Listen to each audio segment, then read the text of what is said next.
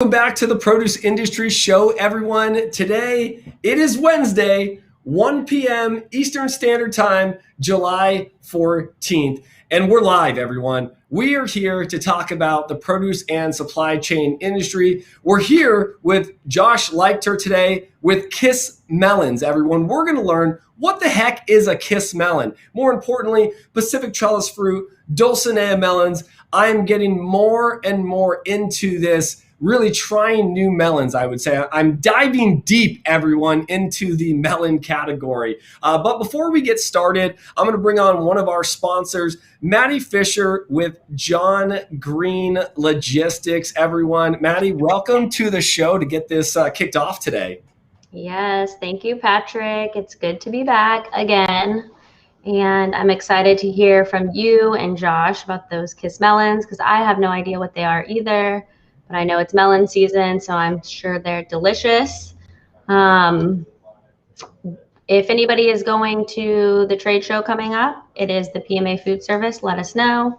We'll be there. You can message me on Instagram or LinkedIn or Twitter, Facebook, everything.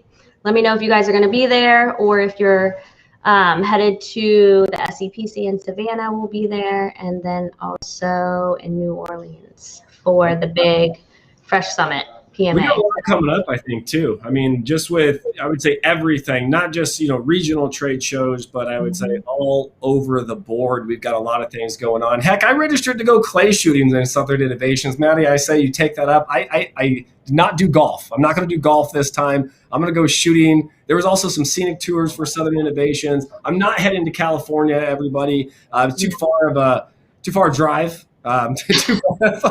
Too far of a flight as well. So at this point, I'm like jumping out of it, right? I'm like, you know what? I don't want to be involved. Stay on the East Coast. Yeah, and just for right now, you know what I mean? That's just kind of where I'm at for right now. But I definitely think as things start moving and shaking a little bit more, we're definitely going to. So I don't know. We'll see. I'm really looking forward to just getting out and doing some live interviews again. I had fun at the West Coast Produce Expo doing that. Had a lot of, I would say, just a lot of great people coming around. So let's get this kicked off so we can get Josh on the line today. We could talk about traveling. I mean, obviously, going to all these locations is always fun. Getting to see people and really getting into business. So, all right. Let's get down. Yeah, kick me out of here because I want to know about those. We're gonna jump you out, Maddie. We're gonna bring Josh Leichter on the line. So, Maddie, thank you so much. Appreciate you coming on and being a sponsor of the Produce Industry Show and podcast. Thanks. All right, everyone. Mr. Josh Leichter of Pacific Trellis Fruit. Josh, how are we doing, man? Doing great today, Patrick. How are you? Doing fantastic. And you know what? What I love about this right off the bat, this is what I love, is that we went from the medium of a podcast platform, right, to where it was, this is my first podcast for Josh, to now we are live streaming to the produce industry. And we're going to talk about something that has really been heavily talked about, which is KISS melons, man. I mean, I since I posted the podcast, Josh, I've been getting calls, emails going, what the heck are you trying? What is this? Or on like the far other side, it's, oh my gosh, you haven't tried a KISS melon? So like I'm getting like the battle of like both sides of this right now, Josh. So it's great to have you on it again, right, on a platform. And just to be talking about really KISS melons, Pacific trellis fruit, and how you guys are making an impact in the industry, Josh.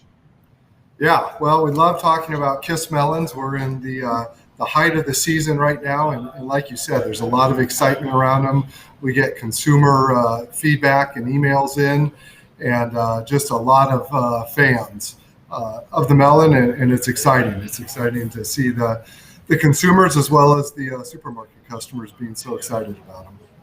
Well, listen, you and your organization sent me some of these melons, and it was crazy because for about 3 to 5 days, Josh, I had this smell inside of the office, right? And I'm sitting here going, I got to cut these. I got to do this. I got to figure these out, because I called Blair. Now, everyone, Blair Butterworth is marketing over at Pacific Trellis. And I go, Blair, I'm just intimidated at this point. And Josh, I called her and she's like, what are you intimidated about? I was like, you guys sent me like 40 pounds of melons. Do I cut them all down the middle? Do I pull out the tactical knife? Do I start cutting them like, triangle ways? I didn't know what to do because I'm used to, as I told you, Josh, is the green machine, right? I just go pick up a watermelon, a mini watermelon, or just a normal big 5-pound green 45 count watermelon. So it was intimidating to me, Josh. So what I want to do is, we're not going to talk about which one was my favorite melon because one, you got to wait for the YouTube show to come out in the next couple of weeks.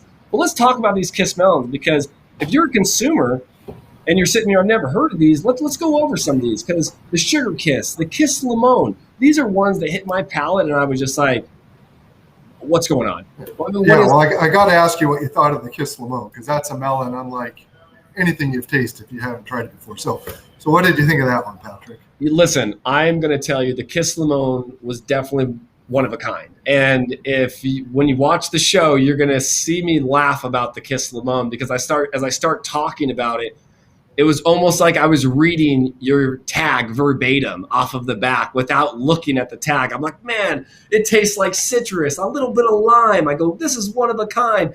And then as I switch over, I go to look at the tag and I go, well, that was just exactly what I just said. And it was interesting. And what I did was on the 4th of July, I cut all these melons up and I served them to our family. And I said to them, I want to know what your favorite is. And every single one that kept biting, the KISS Lemon came back every time. But we had 5 great melons on the table that really no one had tried before in my family for the first time on 4th of July. Yeah, they're a lot of fun. We cut them up at home and they're literally gone within an hour or two. And that's a 6 or 8 pound melon. So the Lemon is a good one. What did you guys think of the Sugar Kiss? The Sugar Kiss was fantastic. I think the Sugar Kiss was fantastic. As I go back, I always think of my Nana when I think of honeydew type melons as well, right? Because my grandma would never touch a cantaloupe. She wouldn't. She was more of the honeydew. She loved that green, really green look to it. I thought that the Sugar Kiss was a fantastic blend, really good. And I think that they each had their own distinct flavor to them. Each of them did. You couldn't pin it and go, oh, that tastes like this. Oh, this tastes like this. I was in my head, Josh, going, am I eating a Starburst right now? I'm like, what do I have in my mouth? And it's pure goodness, just pure fresh.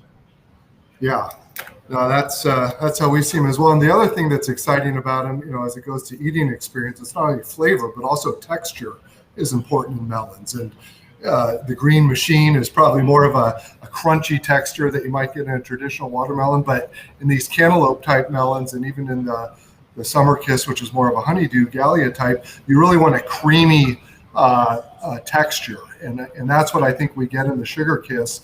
Talking about consumers that write in, we had a funny one that came in yesterday. A 90-year-old woman didn't have teeth, loved cantaloupe, and she finally found one she could eat because the Sugar Kiss is so creamy and smooth, she's able to eat it and enjoy it even without teeth at age 90. So that one really registered with us, and I think was just a call out to that real creamy, almost ice cream type texture that some of these melons provide.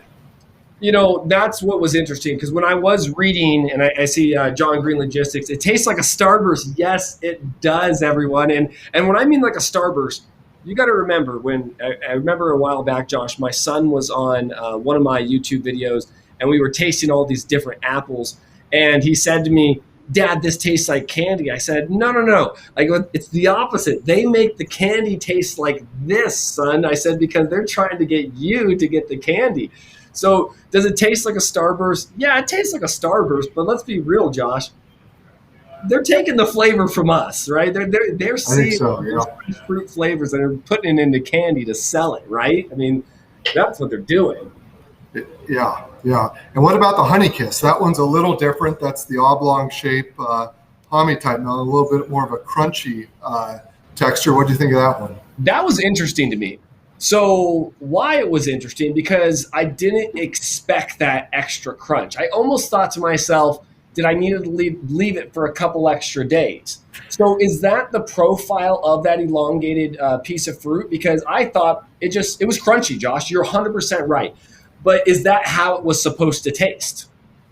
That is, yes. Okay. The Honey Kiss has more of that crisp texture to it, where the other ones have more of the creaminess to them. So, I would say I'm going to let you watch the show when it comes out, but I would say the crispiness was not on my top part of the flavor profile. I would say, and I'll let your mind run wild, but if we're going to go the top one, if you're going to guess, it's going to be between that Sugar Kiss, the Kiss Lemon, and I would say that Tuscan style. I know that that's not in the Kiss, branch, but that piece of fruit, I know you're going to ask that next, but that piece of fruit was crazy. I'll tell you that right now. Yeah, the Tuscan style is a great piece of fruit, and in many areas taking over from the traditional cantaloupe, just as a lot of the flavor profiles in the current varieties there have sort of taken a step backwards. But we love the Tuscan. We sell a lot of Tuscan all across the country, and like you said, it's also an amazing piece of fruit. That Tuscan, I'll tell you, Josh, right off the bat, I might be leading you up to finding out what number 1 or number 2 is, but I'll tell you what, I cut that thing open, Josh. I tell you, if you watched any of my other videos, it was like smell-o-vision in here, Josh. I'm sitting here I'm like, oh my gosh, people are walking by the office looking at all these melons in here, and they're sitting there. But that Tuscan style, when you cut it, you immediately get the aroma. You immediately get juices just flowing down this melon, right? And then when you bite into this, it's a leaner, everyone. You got to lean over your plate because you will have juice just dropping off of your cheeks and your chin. And it was amazing to me. So let's, quick comment real quick from Brian Godey. Everything tastes better when you have real fruit in it. Heck yeah, Brian. I mean, come on. That's why we're in the fresh produce industry. We love this stuff, right, Josh? Yeah, that's right. I think you put it well. They sold grape soda and strawberry flavored bubble gum long before all these candy flavors started coming over to the fruit. So I think you got it right in terms of they took it from us. What's funny is I was in a Five Below the other day, Josh, here in Tampa, and it doesn't matter what retail outlet I go into, I always look at their snacks. I always do. I always look at what type of snacks that they have out there. And it was so crazy because they had this huge display for candy. And it was Starburst and Reese's and everything. And I took a picture of it. And all I said to myself is it's going to be posted sooner or later, but it's going to be this is the competitor. This is who we're going against. And it's so hard, going back to what Brian said, is that yes, everything tastes better with real fruit in it, right? But with being in the perishable industry as we're in, how hard is it though to try and sell some of these small retailers or outlets, because they don't have the shelf life, right? They need something that is able to stay on the shelf for a very long time. They don't need to rotate it. So our industry, heck, it's a little bit different, and that's why the candies and the Takis sometimes get a little bit more favor over us, because our product spoils. You got to eat it fresh, right, Josh? Yeah, well, logistics and supply chain are always a challenge, and even more so now. And I think compounding that over the last year, especially with these melon varieties we're talking about, is not being able to do any in-store demos. I think, as you've said, and everyone agrees, you take a bite of a Sugar Kiss, you take a bite of a Lemon, you're going to buy it, and you're going to come back and buy them all season long. But if the consumer doesn't have a chance to experience that new and unique flavor profile, to them, maybe it's just another melon on the shelf that tastes like anything else. So that's one reason we utilize the tags to try and have a little bit more descriptor than just a PLU sticker or other type sticker would allow, and try and communicate to the customer why this piece of fruit is different and why they should pick it up and try it. But without the demos and some of the other challenges around logistics and everything else right now, it's certainly as challenging as it's ever been.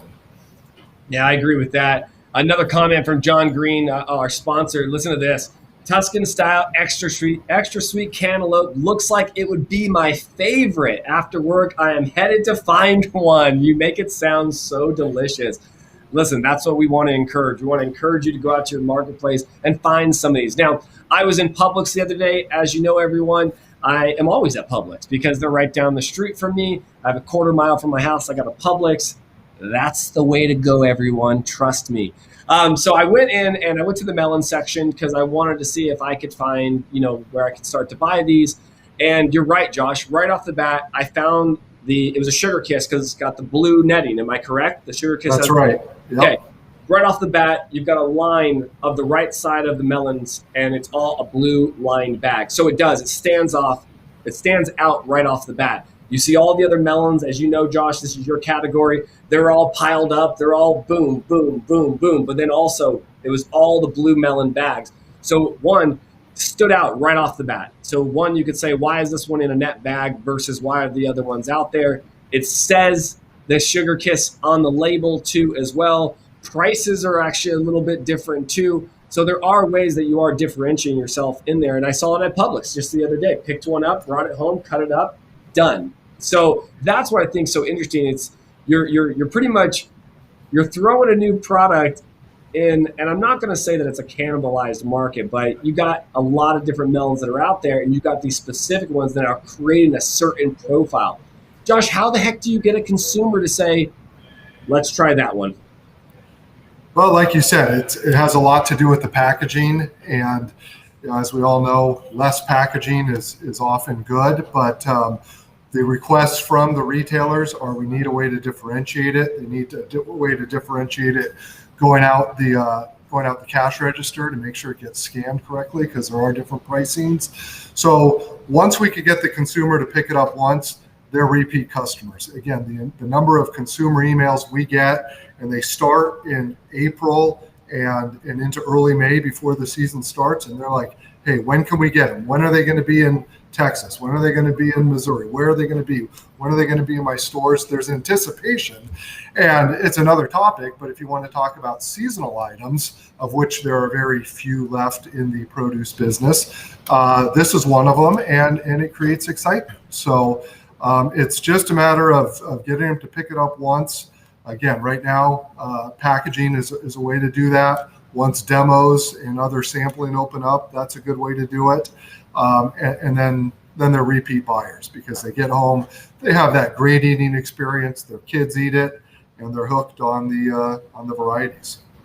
I agree. I think that's one of these items that once you buy it, you're hooked, right? It's not a normal item.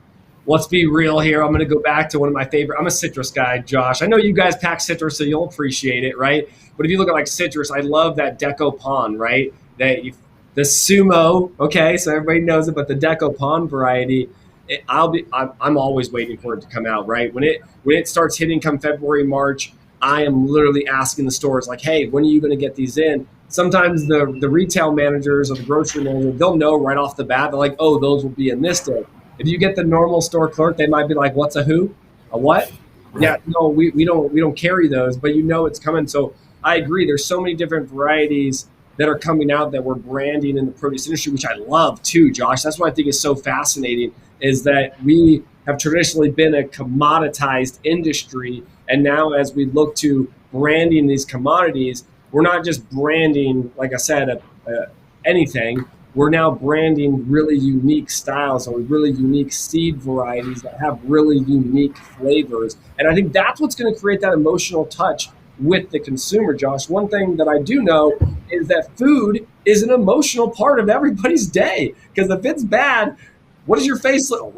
Oh, gosh, I don't want to eat that again. That was horrible. But if you got that good experience and you got that smile on your face, you're going to be going back day after day, month after month, year after year, being a real loyal party to that brand. And I think that's what KISS Melon is doing here. Yeah, that's right. There's so much competition and so many choices in the produce department these days. There's different studies out there. One bad eating experience, they don't come back for 3 months to try you again. So you got to be there consistent every time. And if you're able to offer that, you're going to see those sales. Yeah, 100%. So, Josh, I want to do this because we've got so much leading up. Listen, everybody, if you haven't checked out the podcast, check out the Produce Industry Podcast. Josh and I talk all about Pacific Trellis. We talk about melons. We talk about citrus. We talk about all things what Pacific Trellis is doing. Most importantly, we want to funnel you to the Produce Industry Show that we are going to try all of these KISS melons in the upcoming weeks. we are going to be releasing in the next couple of Fridays. So make sure you subscribe to the Produce Industry Show, the Produce Industry Podcast. Check us out on all of our social media channels because we will be dropping when we are going to be having this taste off of these KISS melons. I'm also going to tell you which one was my favorite melon, which one I would eat day in, day out, every day, all day long. Okay, everyone? So please make sure you check that out and join these channels to get the latest updates. Now, Josh, one last question. Well, I'm going to do two last questions. One question is, which one is your favorite, my friend? And I want to hear why. Why, which one, and what attributes of the melon makes it your favorite? Well, it's a tough one, Patrick. I think my top three are probably your top three, and it's hard to differentiate them. But if I could only eat one melon for the rest of my life, it would probably have to be the Sugar Kiss. It's just got that sweet flavor, the creamy texture. Again, I cut one in half, and it's gone. It doesn't really even make its way into the refrigerator. We get them here in the office. I'll have them for breakfast. I'll have them for a snack in the afternoon. So, again, it's a tough choice. But if you're going to pin me to one, that would probably be the Sugar Kiss. Oh, we got you. Sugar Kiss for the rest of his life, everyone. I can't wait to be in person with you, Josh. I can't wait to share one of these melons with you. Not break bread. We're going to break a melon, everybody. That's what Josh and I are going to do when we meet each other. I appreciate you coming on the show today, Josh. If anybody wants to reach out, get in touch with Pacific Trellis Fruit, how can they go about doing that? Well, you can find us on LinkedIn at Pacific Trellis Fruit, as well as Instagram and the other social media platforms. I love it, Josh. Thank you so much for coming on today. Hang on in the green room, and we'll come chat with you in just a moment. All right, Patrick. Appreciate it. Well, everyone, that was Josh Leichter of Pacific Trellis. What is a KISS melon? That's what we just talked about today. I am so excited to be having Josh on our show. I've been excited to be working with Blair Butterworth on some of these projects as well, bringing you, the consumer, on what is out there in the marketplace. We are going to have more store visits, we're going to have more produce, and we are going to have more fun upcoming on the Produce Industry Show. So everybody, I will see you in the fields and on the horizon.